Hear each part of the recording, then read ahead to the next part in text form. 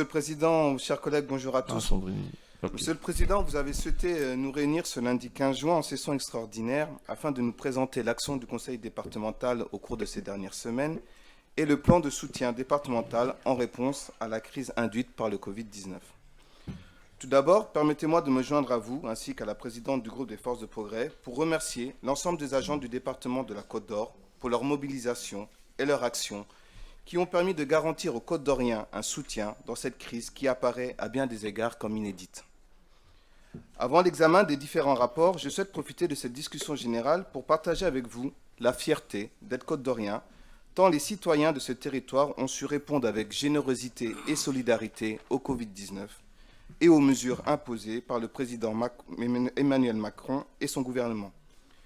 Bien sûr, il ne m'est pas utile de revenir ici sur la gestion de cette crise et notamment la gestion des masques, des errements décisionnels pré-confinement, ni sur la communication, tant ces sujets ont été traités et analysés.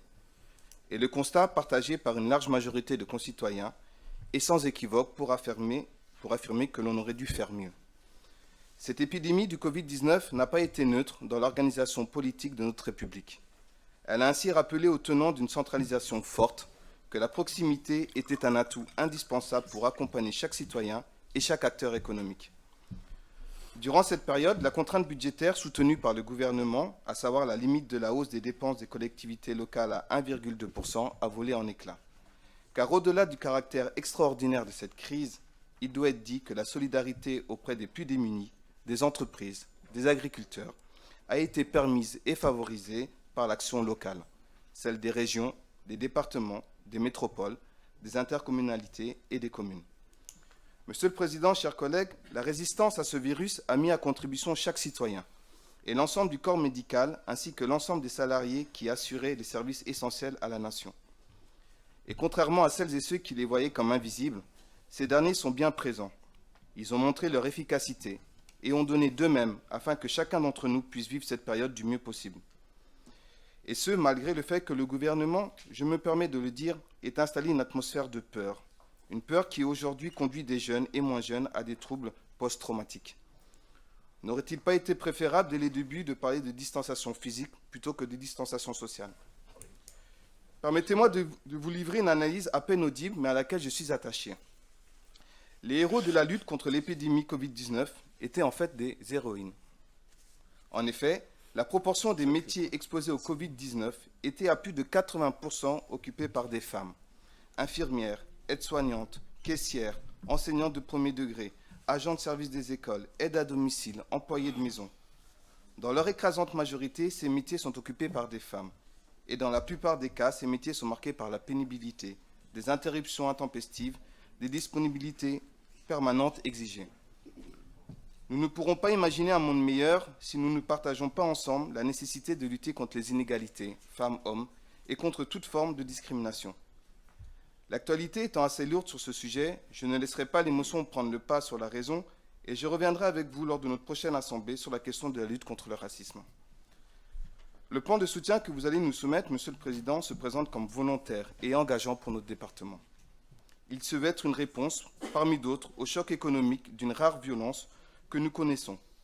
Faut-il rappeler que nous allons connaître, selon les prévisions, la plus grande récession en temps de paix depuis 1876.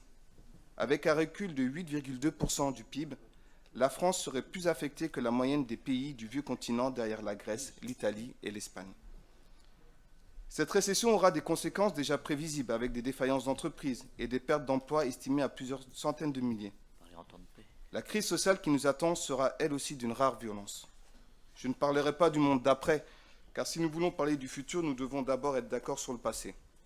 Ce qui n'est pas le cas aujourd'hui pour l'ensemble des acteurs politiques, économiques, sociaux et citoyens. Cependant, notre devoir nous impose d'inscrire nos politiques départementales dans l'innovation. Et celle-ci, si je puis me le permettre de la définir dans le contexte qui est le nôtre, consiste à mettre en œuvre des réponses, services, actions ou dispositifs inédits pour améliorer et surtout transformer l'existant au bénéfice des habitants et de la Côte d'Or. Bien sûr, ces innovations ne pourront pas faire l'impasse sur les enjeux d'une transition écologique pour tous, le retour des services au sein des territoires, sur la lutte contre la fracture numérique et sur une alimentation de qualité à travers les circuits de proximité. Sur ce dernier point, il me semble important que nous puissions convenir que la question ne porte pas tant sur la production de produits sains et de qualité que sur l'accessibilité de ces derniers.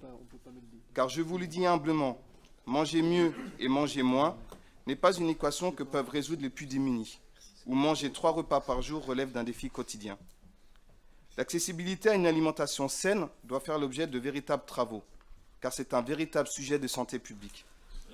Rappelons que certaines victimes du Covid-19 présentaient des maladies chroniques qui rappellent que la malbouffe tue et touche beaucoup plus les démunis que les classes supérieures. La crise sociale et environnementale sont les 2 facettes d'un même désastre.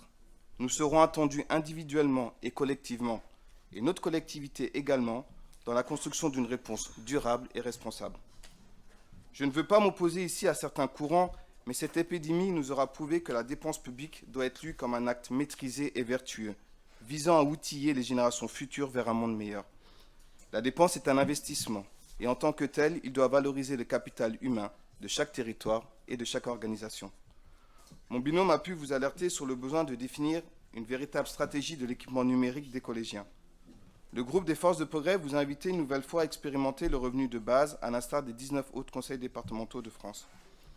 Les propositions qui sont formulées peuvent paraître trop ancrées dans le futur, mais le temps qui fait son œuvre nous invite à travailler sur ces sujets. Monsieur le Président, en date du 25 mars 2019, je vous avais invité à créer une commission départementale sur l'expérimentation Territoire zéro chômeur longue durée. Mon engagement sur ce dispositif est plein et entier, et vous l'avez certainement appris, le conseil municipal de Semur-en-Auxois a décidé, en date du 8 juin, d'adhérer à l'association Territoire zéro chômeur longue durée. Semur-en-Auxois est ainsi la 2e ville de Côte-d'Or, après Longwy, à candidater pour bénéficier du dispositif national Territoire zéro chômeur longue durée. D'autres communes se positionneront bientôt sur ce dispositif, et cette expérimentation jouera un rôle majeur dans la crise sociale et économique à venir. Je ne souhaite pas être plus long, mais avant de conclure, je souhaite remercier l'ensemble des acteurs associatifs. La vie associative, je l'ai dit ici à plusieurs reprises, est l'un des premiers amortisseurs sociaux de notre société. Et cette période n'a pas trahi mon propos. Des associations ont tenu, parfois même en prenant des risques, à soutenir les plus démunis. Je ne pourrais pas en nommer certaines de peur d'en oublier d'autres. Elles ont su répondre présentes dans ce moment si délicat, dans la confection de masques, de surblouses, et aussi dans l'accompagnement social des plus démunis. Chaque citoyen a joué sa partition à son niveau, dans la mesure de ce qu'il pouvait faire. Il a été exemplaire, et je souhaite que nous ne trahissions pas ce pacte de solidarité que l'on a su s'approprier ensemble. Certains ont cru que cela n'était pas possible, mais force est de constater que lorsqu'on travaille avec et en allant vers le citoyen, nous sommes capables collectivement d'innover et de construire des solutions aux enjeux du présent et du futur. Merci.